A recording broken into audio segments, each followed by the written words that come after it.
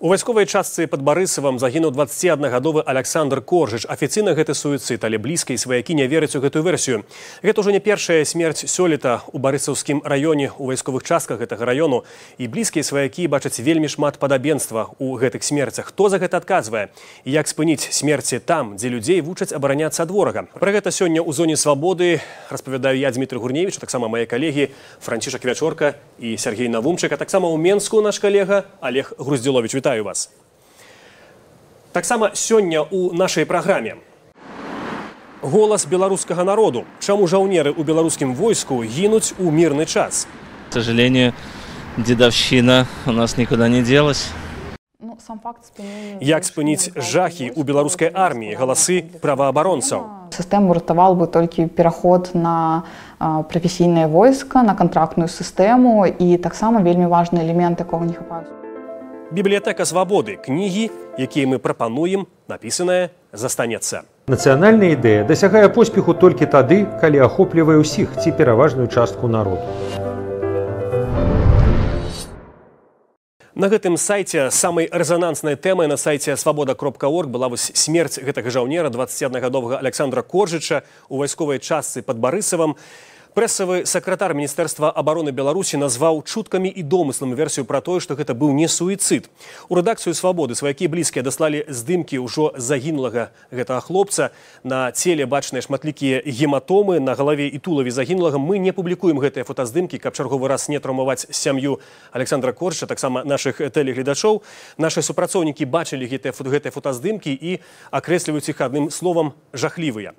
Франак, вось ты праходзіў вайсковую службу, можна сказаць, зусім нядаўна, так ужо ў незалежнай Беларусі. Што самае цяжкае ў беларускім войску? Я пытаюся для таго, каб зразумець, чаму малады чалавек, якому 21 год, які толькі пачынае сваё жыццё, ідзе вось на такі драматычны крок. Ну, пакуль што будзем вось трымацца гэтай афіцыйнай версіі, а пазней паговорым пра неафіцыйную. Гэта стрэс у войску, гэта дзедаўшчына ці нешта іншае? Я думаю, што для маладых людзей войска гэта турма. Чалавека вырываюць са звыклага асяроддзя, ад бацькоў, сям'і, звычайна ім па 18, 19, 20 гадоў, і тут кідаюць у абсалютна хаатычную структуру, дзе пануюць начальнікі, дзе не шануюць тваю думку, дзе ёсць дзедаўшчына, таму што я паспеў паслужыць і ў Бабруйску, і ў Баранавічах, і ў Мазыры, і паўсюль так ці інакш гэта было вялікае выпрабаванне. Калі параўноўваць з турмой, то гэта як турма, толькі з той розніцай, што яшчэ трэба працаваць. І калі ў турме ў цябе няма начальніка, ты сам сабе начальнік у сваёй камеры, і адзінае, што ты павінен дабіцца, гэта аўтарытэту сярод тваіх сукамернікаў, то войску ў цябе яшчэ 50 начальнікаў, на якіх ты працуеш. Франк, прабач, за гэтыя месяцы, так сказаць, поўны цягат і лішэнні, як пісалі ў царскіх уставах службе, колькі разоў ты страляў з аўтамата? Я страляў один раз, толькі 3 патроны. І ў прынцыпе, але я быў стральцом па вайсковым разліку. Вось тут, у прынцыпе, адказ шмат у чым на пытанне, што адбываецца. Таму што салдат павінен у арміі не працаваць, а вучыцца, і найперш ён павінен, калі гэта войска, ён павінен страляць. Мінімальна ты павінен страляць разоў 30-40, каб, што называецца, у цябе цела зраслося з, як скажем, з айфоном у цябе зраслося цела, ты мусіш да аўтаматызма гэта ведаць. Як ты за рулём машыны сядзіш, ты пэўныя рэчы выконваеш. Але таксама школа жыцця, гэта таксама дысцыпліна, і гаварыць толькі гэта вось як пра турму, я думаю, што трохі несправядліва, бо ў кожнай краіне ёсць войска. Школа жыцця – гэта прапагандысцкае клішэ. Так, безумоўна, войска ўбудаванае ў гэтую сістэму. Сярэдняя школа, коледж ці ПТВ, потым войска, дзе з цябе выбіваюць тваю самастойнасць, тваю індывідуальнасць. І галоўная задача – гэта умець падпарадкоўвацца іерархіі. Так, гэта карысна выконваць задачы. Але з іншага боку, таксама людзі культывуюць тыя самыя парадкі, той самы гвалт і хамства, з якімі яны сутыкаюцца ў войску, у сваю сям'ю пасля. Франк, ты абсолютно маеш рацыю, што так, псіхалагічна для чалавека, я таксама служывы, пазней, можа быць, скажу пару слоў, гэта сапраўды вельмі цяжка. Франк абсолютно тут мае рацыю. Іншая справа, што ўсё войска, любое, беларускае, амерыканскае, кітайскае, нейкае іншае, гэта, як правіла, пабудавана па сістэме адзінаначалля. Іншага варыянту ў войску проста няма. Бо калі гэта будзе дэмакратычная структура, праз 3 месяцы, якія 3 месяцы, праз 3 дні яно проста знікае. Пра гэта вядзецца гаворка. Войска створанае дзеля таго, каб бараніць краіну, скажам, у выпадку вайны ці нейкага канфлікту. І калі там будзе ўсё адбывацца на вельмі дэмакратычным узроўні, то падчас, скажам, крытычнай сітуацыі, якой ёсць вайна, няма ніякай гарантыі, што салдаты не будуць падпарадкоўвацца нейкім... Гаворка не пра дэмакратыю, гаворка пра парадак. у нашым войску парадку няма.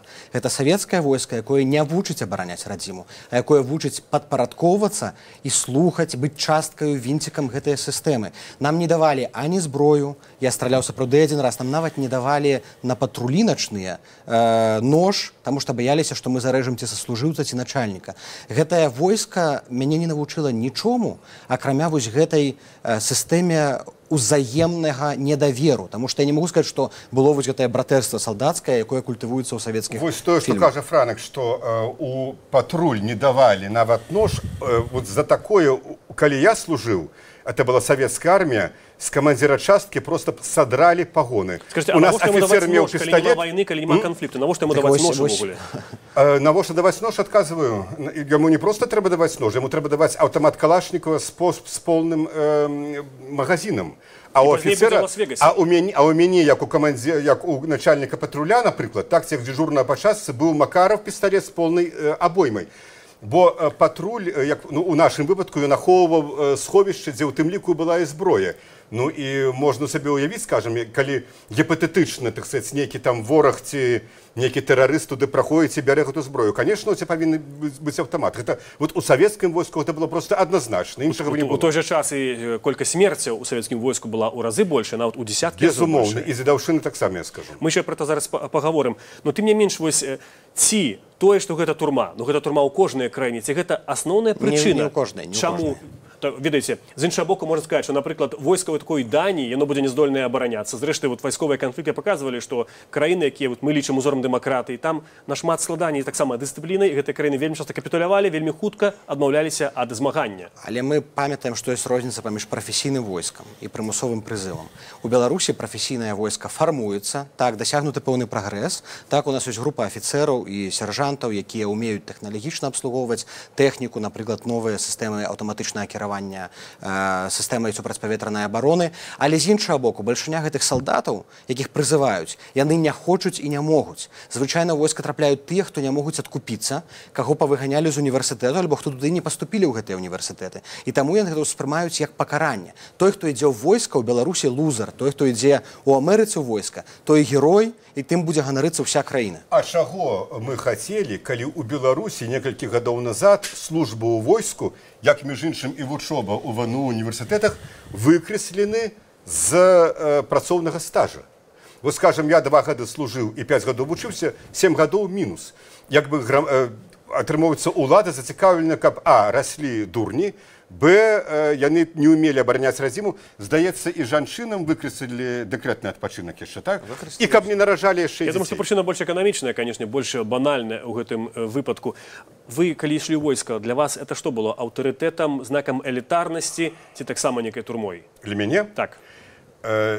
Я быў прызваны ў войска афіцэрам, так званым двухгадзічнікам. Я не хацеў туды ісці служыць. У мяне была вельмі, так сказать, моцная канфліктная сітуацыя з кіраўніцтвам дэканата. Мяне просто, так сказать, туды паставілі выбар. Альбо ты не атрымаеш дыплом, ідзеш салдатам, альбо атрымаеш дыплом, але ідзеш двухгадзічнікам. Мне ніякага прэстыжу тады, это быў 84-86 год, ніякага прэстыжа у войску, у вайсковай службе не было.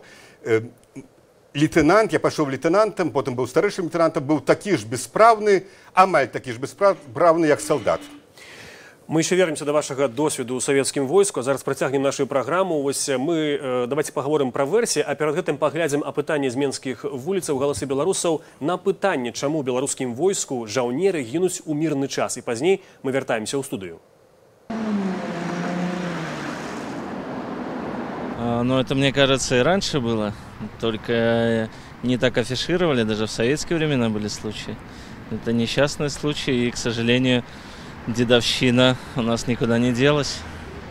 Есть люди, у которых слабые морально, и это, конечно, на них давит, и я не исключаю, что это было самоубийство, не убийство. Армия – это не тюрьма. Это было и в советский час. Я думаю, что это, скажем так, помилки системи, яка засталася з того ж советского часу. Тільки тому. Это статистика, это везде. Люди гибнут на предприятиях.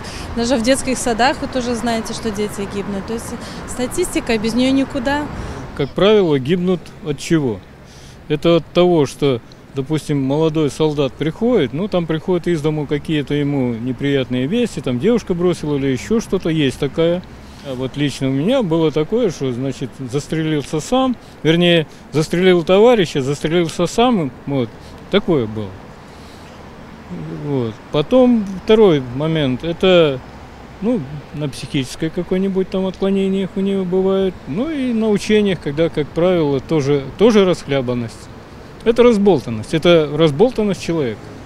Дедовщина — это всегда был момент, когда отсутствовал офицер в казарме, когда офицер бизнесмен или он там думает о карьере, не думает о таком понятии, как устав, дисциплина, тогда и получается, что в казарме появляется свой как бы лидер. А когда нету офицерства, когда нету торжества закона, тогда вот этот вакуум всегда заполнит солдат-хулиган, который, чувствуя свою безответственность, начинает унижать более слабых.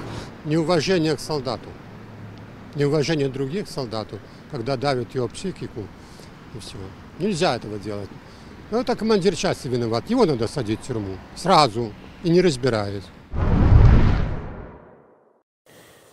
До нашей дискусії долучається з Менську Олег Грузділович. Вітаємо вас, Олег. Олег, як ви пракаментуеце вось гэтае меркаванне, якое мы зараз бачылі, і таксама які ваш адказ на гэтае пытанне? Ну, мяне перш за ўсё ўразіла тое, што вось усе людзі, да якога звярталіся корэспандэнты «Свабоды», яны кажуць, што дзедаўшчына такая непазбежная такая з'ява для беларускага войска. То есть ніхто не сумневаецца, што яна ёсць, і што это, і в прынцыпе згодны, што яна мусіць быць, бо как бы это такая школа выпрабавання, ну куды падзецца, савецкіх часоў это было, значит, і у нас мусіць быць. Хаця насамрэч трэба казаць пра тое, што уже не тая дзедаўшчына зусім, якая была ў савецкія часы, зараз і сацыяльная падстава іншая, тады это было просто земляцтва, нейкія іншыя матывы. Зараз в асноўным это сацыяльныя разыходжанні, розніца паміж слаямі, да? І самае галоўнае, што крымінальны характар атрымалася эта дзедаўшчына. Вось это выпадак, што адбыўся ў Барысаве, прычым другі ўжо, ён дэманструе, што з людзей, аказваецца, нехта рэгулярна выбівае грошы.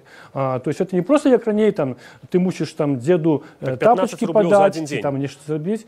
Так, да, вот это каштуе 15 рублёў, каб тебе не збівалі там, да. Але ж зразумела, што этот малады чалавек, у якога няма грошай, он спачатку этой грошы забірае з там сваякоў, абзванівае всім, а потым сам пачынае эти гроши выбивать с тех, кто пришел после его, и с больше молодых. То есть эти люди утягиваются в такую криминальную схему. То бок это уже не дедовщина, это фактично рэкет таки поставленный на поток. И вот с этим треба змагаться. А такого нема, мы этого не бачим. Вот за той час, який мінуў вот за тыя гады, ну я налічыў один працэс был у 2009 годзе, калі 8 адразу вайскоўцаў засудзілі за тое, што яны забілі чалавека, маладого солдата Шкута. І у мінулым годзе, ці пазамінулым годзе было ў Віцебску заведена крымінальная справа за давядзенне да самагубства, але мы не ведаем выніку. То есть крымінальныя структуры фактычна укараніліся ў войску, а з гэтым змагання не вядзецца. Вядзецца змаганне з дзедаўшчынай. Так. Чаму, на вашу думку, вось гэтую дзедаўшчыну за гэты час не ўдалося неяк знішчыць? Все ж такі, ну,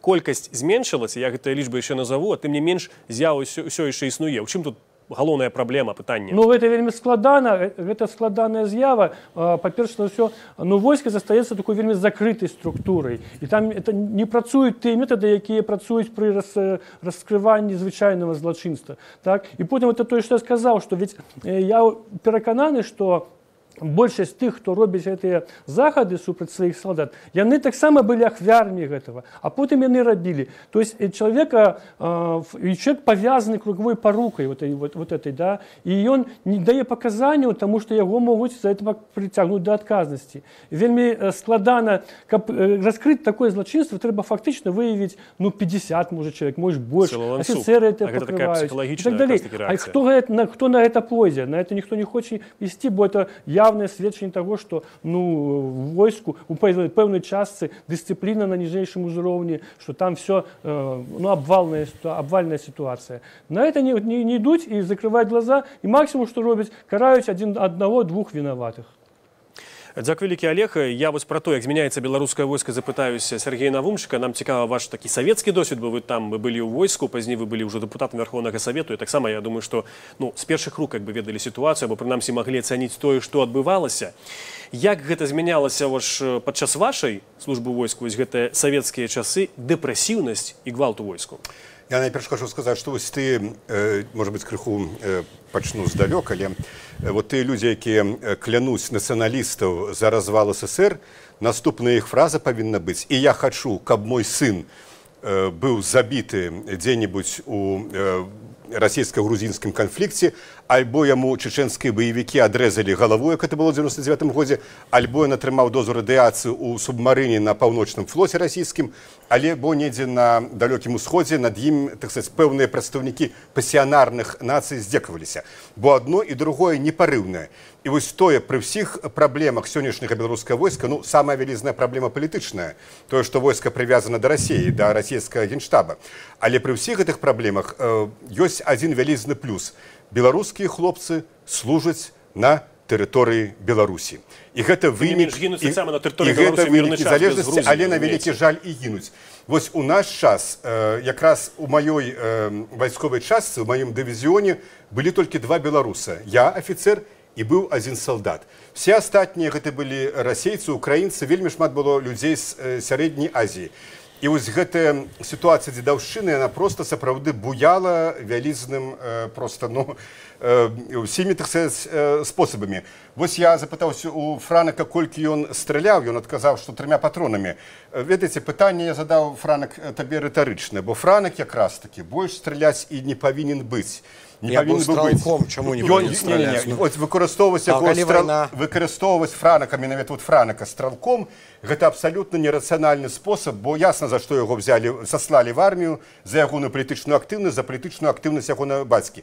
З ягонымі талентамі ён мусіў быць, спецыялістам нейкай інфармацыйнай вайны. Між іншым, мой калега па Верховным Савеце па апазіцыі Лявон Баршэўскі, ён быў спецыяліст па менавіта такім інфармацыйных дыверсіях.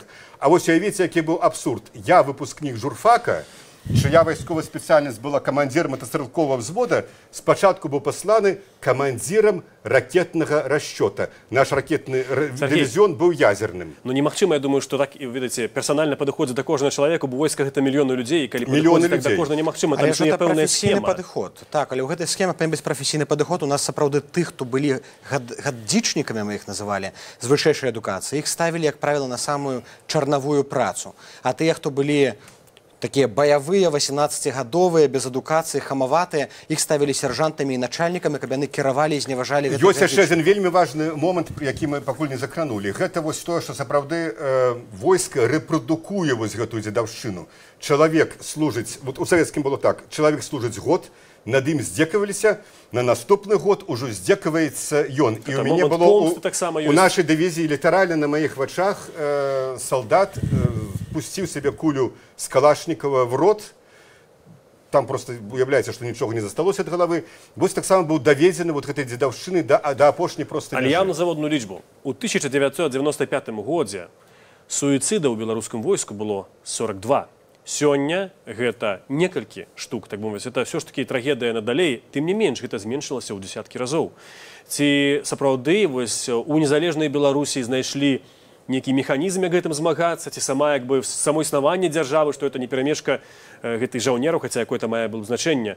Чаму все-таки это зменшылася? Я думаю, секунду, як это якое мае значэнне? Вялізнае значэнне. У нас, у прынцыпе, аднолькава монаэтнічнае, пераважна монаэтнічнае войска. Чалавек можа, во всякім разе да яго могуць прыехаць маці, бацька, невеста, ці ён можа паехаць.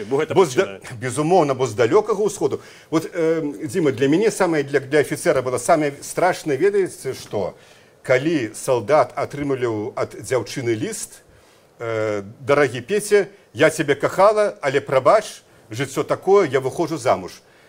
Это было страшно, потому что вот тут была сапраўды магчымасць суіцыда. І гэта была страшная сітуацыя. Вось зараз, у всякім разе, ну, жыццё і жыццё, ёсць няшчаснае каханне, это вядома. Але ў всякім разе вот гэтай адлегласць, вялізная адлегласць, она просто перастала існаваць. Але нават калі параўноўваць з 95-м годам, адбываецца дэсаветызацыя войска. Павольна, але яна ідзе, дзедаўшчыны стала меней, яна змяніла сваю форму, сапраўды пабіраюць грошы. У нас таксама збіралі грошы з маладых, потым сплочвалі, некаторых білі табурэткай, некаторым давалі праз пантофаль па ЛБ 200-300 удараў у залежнасці ад пакарання. Аднаго паставілі на калені і абсікалі галаву, але сапраўды збіваюць да паўсмерці, відаць, не так часта. Так, у нас быў выпадак, калі аднаму зламалі там галаву, трэцяму там выбілі зубы, але ў прынцыпе стала сапраўды больш кантролю над дзедаўшчынамі, над дзядамі, таму што гэтыя сацыяльныя статусы яны раней мелі ключавое значэнне. Дзед мог распараджацца духамі як заўгодна, цяпер ужо не. Цяпер ужо ёсць афіцэры, якія спрабуюць это кантраляваць. Адна ремарка, што сапраўдная барацьба з дзедаўшчынай якраз пачалася тады, калі я служыў, это быў 85-й год, калі прыйшоў да ўлады Гарбачоў,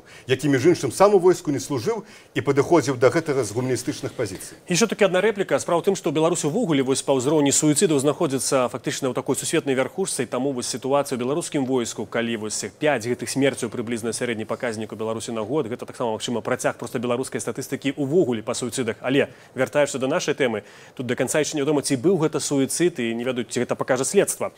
Апрача пытанняў, чаму так здарылася і хто вінаваты, яшчэ больш важнае пытанне, як гэта прадухіліць, і пра гэта мы запыталіся ў беларускіх праваабаронцаў. Ну, сам факт спынення дзедаўшчыны і гвалту ў войску – это вельмі складаная комплексная праблема, з якой можна змагацца, напэўна, толькі радыкальным шляхам, а менавіта рэфармаванне самой воінскай сістэмы, таму што тут ёсць два вельмі важныя аспекты. Першы аспект – это псіхалагічны, паколькі сама структура войска пабудавана іерархічна, з прапагандай гвалтоўных метадаў і сыходзіць з таго, што нават на афіцэрскім узроўні звычайныя жаўнеры бачаць, як все вырашаецца мовай гвалту і загадам і падпарадкаваннем.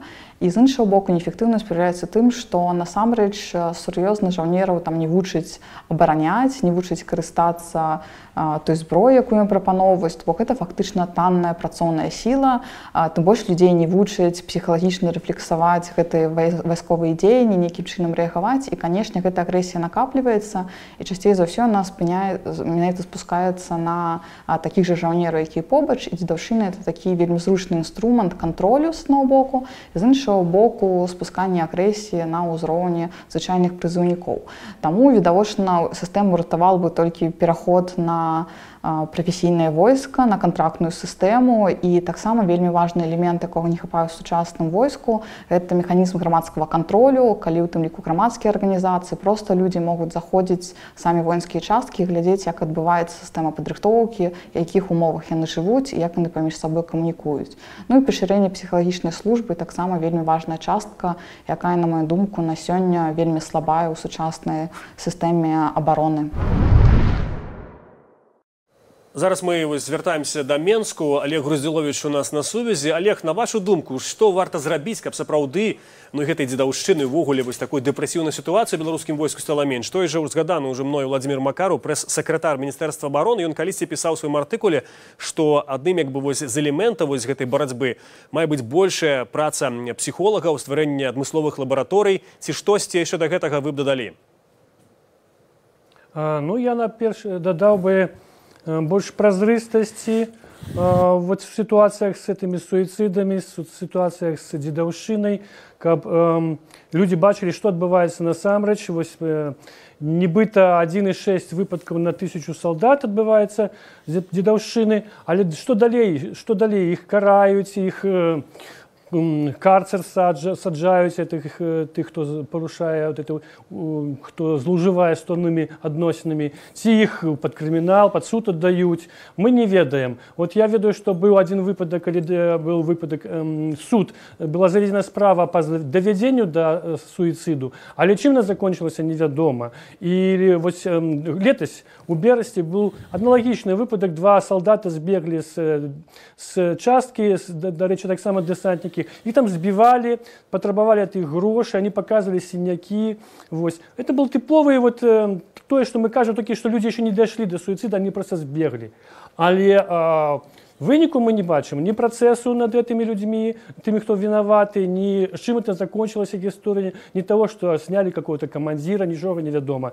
Магчыма, можа ввесці нейкія паказальныя працэсы, вот як зараз даволі эфектыўна змагаюцца з распаўсюдам наркотыкаў у Беларусі, ужо пачаліся нават паказальныя суды там у школе, пазаўчора быў. Ну, можа, такі паказальны суд патрэбны і для нейкай вайсковай часткі, у тым ліку у тым же Барысаве, у Пешах. Бачце, у Беларусі ёсць смяротнае пакаранне, але гэта не стрымлівае людзей ад такіх страшных злачынстваў. Смертное пакаранне так, але вот такія рэчы могуць стрымаць, бо все ж таки гэта становіцца тэмай для ўсіх. Іх самае галоўнае папярэджвае тых, хто непасрэдна ў тым удзельнічае, папярэджвае, што адказнасць будзе непазбежна. Бо чаму это все адбываецца ў войску? Таму што яны все ведаюць, што іх пакроюць. Нават калі яны давядуць хлопца да самагубства, это спішуць на самагубства, это лягчэй за ўсё.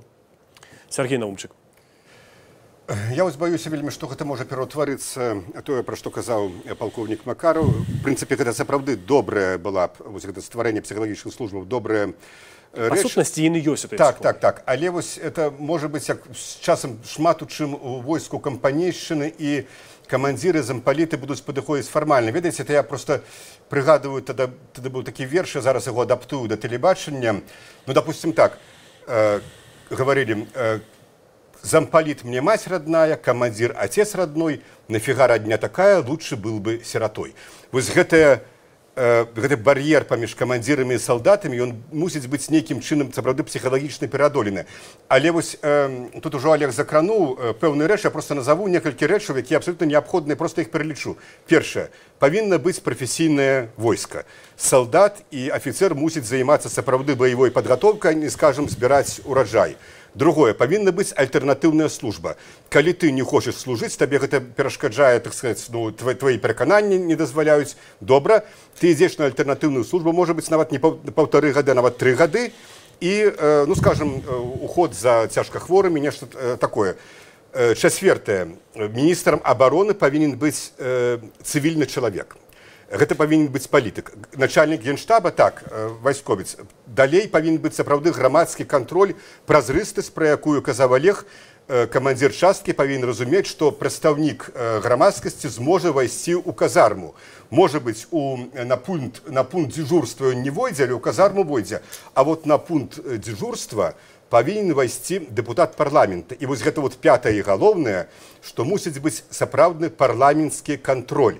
Вось я не буду ідэалізаваць, скажем, тую камісію па абароне, якую ў нашым Верховным Савеце пачатку 90-го узначаліваў генерал Грыб. Там былі пэўныя праблемы, так сказаць, у адносінах да калектыўнай бяспекі, але вось на гэты конт у нас якраз было паразуменне. Сапраўды быў парламенцкі кантроль, а быў ён таму, што мы былі дэпутаты абраныя, а не прызначаныя. І мы не залежалі ад міністра абарона, там ад Шушкевіча, ад Кевіча, ці потым ад Лукашэнкі, ну, але для гэтага сапраўды павінен быць парламент. Франак мае самы свежы досвед у беларускім войску. На твою думку, вось, я прачу таго, што ўжо было сказана, ці нешта дадабо важнае, як гэта спыніць усё? Рэцэпт вельмі просты. Як мінімум выпускайце салдатаў на выходныя дадому. Таму што дзедаўшчына ў нас адбывалася ў суботы, ў нядзелі і па вечарах, калі быў свабодны час. Я ведаю, што многія постсавецкія краіны так пачалі рабіць, калі салдатаў... У Эстонії так ёсць. Да так паўсюль, проста яны едуць дадому ў суботу-нядзелю, яны адпачываюць, яны праводзяць час з сям'ёй, і ў той час яны вяртаюцца адпачнулымі, нармальнымі, гатовымі да працы і да абароны. Ну і... Так. І тое ж самае, між іншым, ужо самае баявое войска, ізраільскае, так?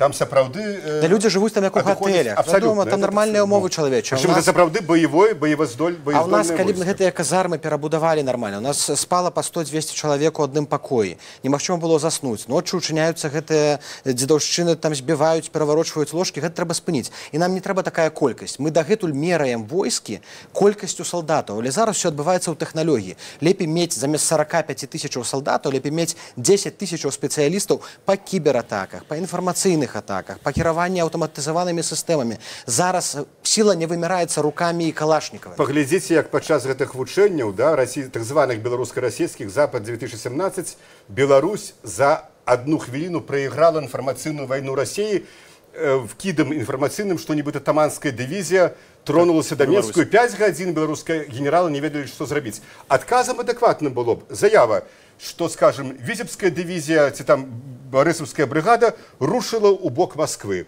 Дапамагчы нашим российским сябрам перамагчы китайскую, скажем, армию. Вот так вот. Господарство, калі мы вось у гэтай студыі быццам бы вось паставілі дыягназы, ўжо знайшлі новыя шляхі, як выйсці з гэтай сітуацыі, тым не менш гэта не робіцца на ўзроўні Міністэрства абароны або ўраду беларускага.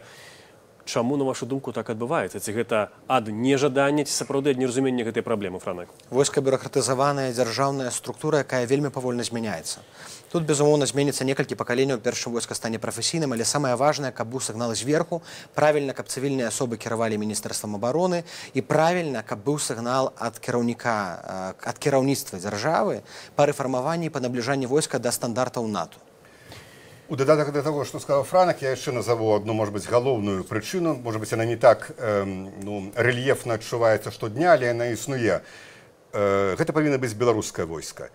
Калі вышэйшы генералітэт на 99% скончыў расійскія военные акадэміі і альбо служыў, альбо наразіўся па-за межамі Беларусі, могуць узнікнуць, справядліва могуць узнікнуць пытанні, ці будзе такое войска абараняць сапраўды Беларусь у выпадку агрэсіі, ну, скажем, з боку таго агрэсара, які учыніў агрэсію ў дачыненні да Ўкраіны. Вельмі коротка пытанне да Олега Груздзіловіча, у вас некалькі секундаў. Чаму гэта не адбываецца, гэтыя змены, якія даўно ўжо наспелі?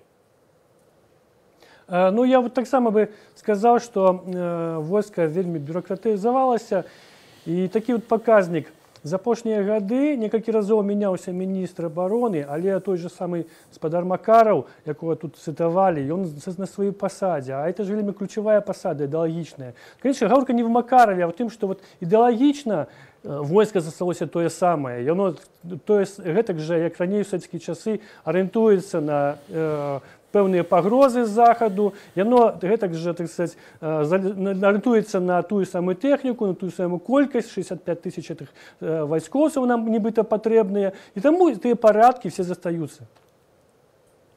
Дзякуй вялікі, Олег. Гэта быў з Менску Олег Груздзіловіч.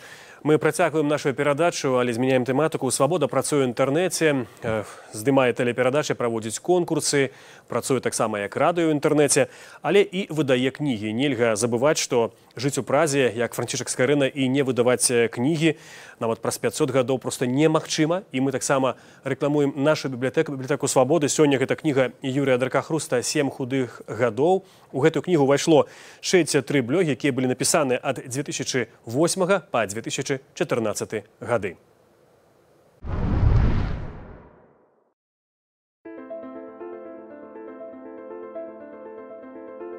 Стварэнне нацыі ў апазіцыйнай прабірцы ў гетта – гэта наогул аксюмарон, супярэчнасць вызначэнні. Палітычная ідэя можа задаволіцца падтрымкай часткі грамадства. Нацыянальная ідэя дасягае поспеху толькі тады, калі ахоплівае ўсіх ці пераважную частку народу.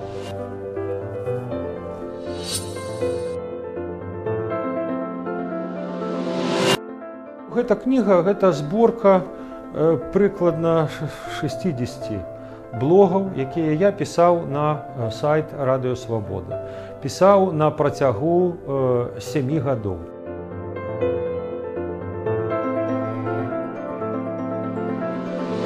Аўтар кнігі, наш калега Юрый Дракахруст, галоўны матэматык у нашай рэдакцыі. Дракахруст – гэта чалавек, які ніколі не стаіць ні на водным баку, які аднолькава крытычны да кожнага і найперш да самога сябе. Зусім не факт, што сучасная эмансіпаваная жанчына шчаслівейшая за яе прапрапрабабулю, якая пра тую эмансіпацыю і ведаць не ведала. Справа ў тым, што сучасны стан норма, якая здаецца вечнай і будзе здавацца да перамогі новай паспяховай інавацыі.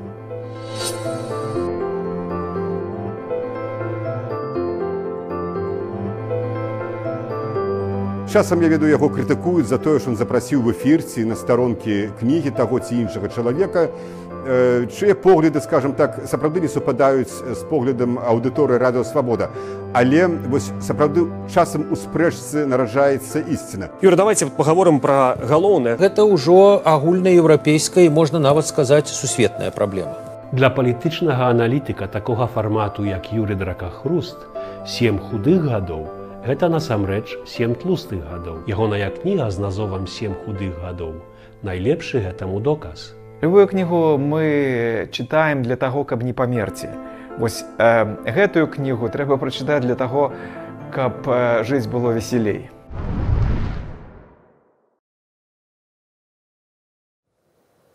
Якімі б ні былі прычыны смерці ў беларускім войску, ці гэта суіцид, ці забойства, гэта вельмі сур'ёзны знак. Ён сведчыць пра нядбайнасць камандзіраў і тых, хто войскам кіруе. Такога войска беларусы баяцца і нават спрабуюць ад яго адкупіцца. Ёсць пытанне, ці такое войска магчымае абараніць сваю краіну ў выпадку гіпатэтычнага канфлікту. Якім будзе войска на полі бою, калі ягоныя жаўнеры паміраюць у казармах у мірны час? Такі кантэкст тых падзей, якія мы разам з Францішкам Вячоркам, Сергеем Навумчыкам, Олегам Грузіловічам у Менску думалі, спрачаліся, шукалі адказы разам.